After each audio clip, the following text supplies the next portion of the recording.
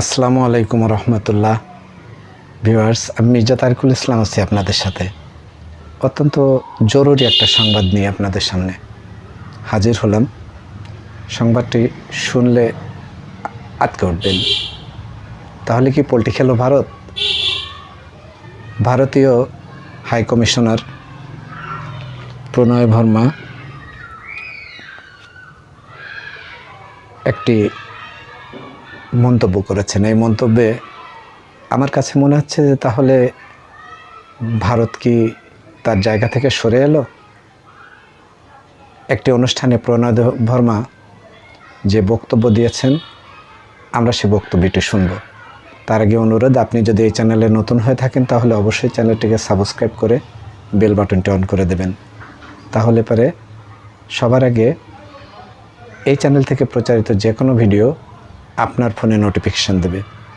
Viewers, আমরা সেই নিউজটি শুনে আসি, তারপরে আমরা না হয় এর উপর কিছু মন্তব্য করব।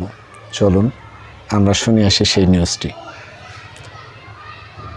চ্যানেল আইয়ের অনলাইন যে নিউজ পোর্টাল আছে, সেই নিউজ পোর্টালে একটা খবর তারা প্রচার করছে। আমরা সেই খবরটি এখন শুনব। ঢাকায় নিযুক্ত ভারতীয় হাই কমিশনার প্রণয় ভার্মা ভারত বাংলাদেশ সম্পর্কের ভবিষ্যৎ নিয়ে আশাবাদ ব্যক্ত করেছেন। অর্থাৎ ডক্টর মোহাম্মদ ইউনূসের এই সরকারের সাথে ভারত সম্পর্ক উন্নয়নে আশাবাদী। এ ব্যাপারেই প্রণয় ভার্মা কথা বলেছেন। ভিউয়ার্স, দেখুন প্রণয় ভার্মা কি উল্লেখ করেছে তার বক্তব্যে। তিনি বলেন, উভয় দেশের তরুণরা জাতি গঠনে মূল্যবান ভূমিকা রাখবে। ভিউয়ার্স, উভয় দেশের তরুণরা জাতি গঠনে মূল্যবান ভূমিকা রাখবে, গুরুত্বপূর্ণ ভূমিকা পালন করে চলেছে। শান্তি, সমৃদ্ধি, উন্নয়নের অভিন্ন লক্ষ্যের মূল্যবান অংশীদার হয়ে উঠবে। ভিউয়ার্স, তরুণদের নিয়ে মন্তব্য করছেন তিনি। সেই সাথে সাথে ভারতের সাথে বাংলাদেশের যে প্রতিবেশী সুলভ আচরণ যেটা প্রয়োজন বা হওয়া উচিত সেটা আমরা পাই না, তারপরেও প্রণয় ভার্মা আশাবাদী।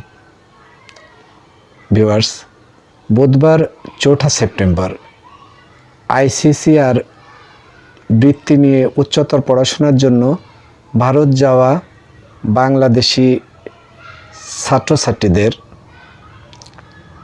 নিয়ে একটি বিদায় অনুষ্ঠানের আয়োজন করেছে ভারতীয় হাইকমিশন। সেখানে বক্তব্যে তিনি একথা বলেন। এ উপলক্ষে সমবেত শিক্ষার্থীদের উদ্দেশ্যে হাইকমিশনার ভার্মা তাদের কর্মজীবনের নতুন যাত্রায় স্বাগত জানান এবং দুই দেশের জনগণের মধ্যে দৃঢ় সংযোগ গড়ে তুলতে শিক্ষা ও জ্ঞান বিনিময়ের গুরুত্বপূর্ণ ভূমিকা তুলে ধরেন। এবছরের শুরু থেকে প্রায় 550 জন শিক্ষার্থী বিভিন্ন একাডেমিক কোর্সের জন্য মর্যাদাপূর্ণ আইসিসিআর বৃত্তি পেয়েছে। পুরস্কারপ্রাপ্তরা Indian Institute of Technology, National Institute of Technology, NIT, Delhi বিশ্ববিদ্যালয় সহ বেশ কয়েকটি মর্যাদাপূর্ণ ভারতীয় প্রতিষ্ঠানে ইঞ্জিনিয়ারিং, মেডিসিন, আইন, ভাষাতত্ত্ব, চারুকলা, সামাজিক বিজ্ঞান ও নৃতত্ত্বের মতো বিভিন্ন শাখায় স্নাতক, স্নাতকোত্তর ও পিএইচডি কোর্সে উচ্চতর পড়াশোনা করার জন্য সুযোগ পাবেন।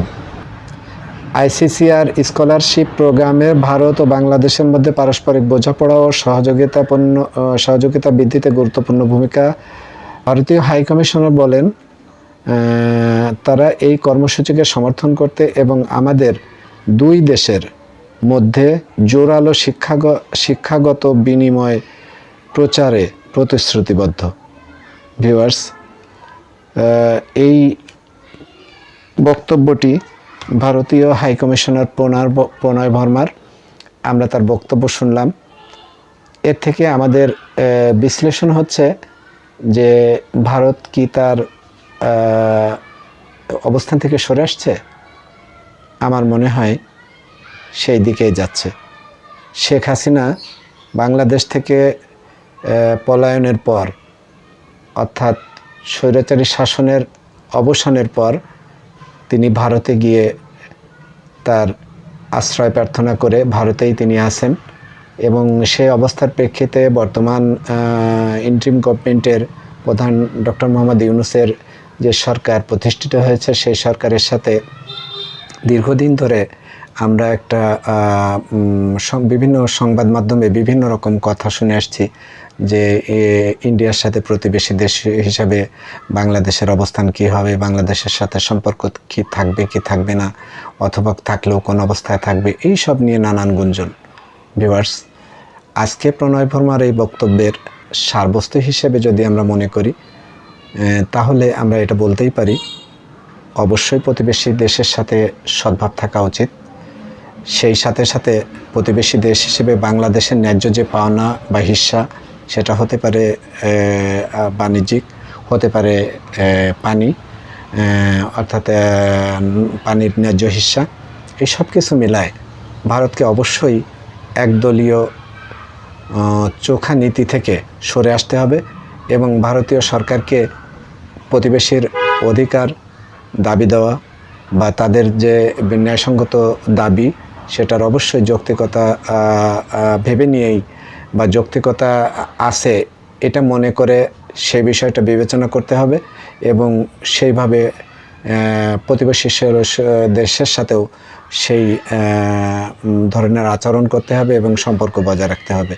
আমরা আশাবাদী ভারতের হাই কমিশনার কূটনীতিক প্রণয় ভার্মা তিনি যে বক্তব্য দিয়েছেন তাতে আমরা মনে করব যে এটা ভারত সরকারেরই একটা মতামতের প্রতিফলন। যেহেতু তিনি একজন কূটনীতিক, সেই হিসাবে তার দেওয়া বক্তব্যকে অবশ্যই আমরা স্বাগত জানাই এবং সেই সাথে সাথে ভারতীয় কূটনীতিক যেহেতু তিনার প্রতি আমাদের অনুরোধ থাকবে বাংলাদেশের যে ন্যায্য হিস্সাগুলো আছে অবশ্যই তিনি তার সরকারকে সেই ন্যায্য হিস্সার ব্যাপারে সাথে এর জন্য কথা বলবেন, সঠিক নীতি প্রণয়নের জন্য এবং প্রেমটা বাংলাদেশের জনগণের সাথেই করতে বলবেন, অন্য কোনো কারোর সাথে নয়। সরকারের সাথে দ্বিপাক্ষিক আলোচনা, কূটনৈতিক সম্পর্ক সবই ঠিক আছে হবে, কিন্তু সম্পর্কটা হতে হবে দেশের জনগণের সাথে। তাই আমাদের বিশেষভাবে আমাদের চাওয়া হচ্ছে বাংলাদেশের ন্যায্য হিস্সা সম্পর্কে জনাব প্রণয় ভার্মা কূটনীতিক এবং বর্তমানে বাংলাদেশের ভারতীয় হাই কমিশনার তার প্রতি যে তিনি যেন তার সরকারকে সেই ব্যাপারে ব্যবস্থা গ্রহণের জন্য বা পদক্ষেপ গ্রহণের জন্য তার দৃষ্টি থেকে বা তার অবস্থান থেকে তিনি যেন সেই কার্যক্রমটি চালিয়ে যান এবং তাদের কাছে সেই আমাদের এই সাধারণ মানুষের যে আকতি সেটা তিনি পৌঁছে দেন। ভিউয়ার্স, আর নয়, আপনারা যে যেখানে আছেন ভালো থাকবেন। আপনাদের শুভকামনায় আবার পরবর্তী ভিডিওর জন্য উন্মুখ হয়ে থাকলাম। আপনারা যে যেখানে থাকেন দেশে অথবা বিদেশে ভালো থাকবেন। ট্রাভেলার দেশ টিভির সাথে থাকবেন। সবাইকে শুভকামনা।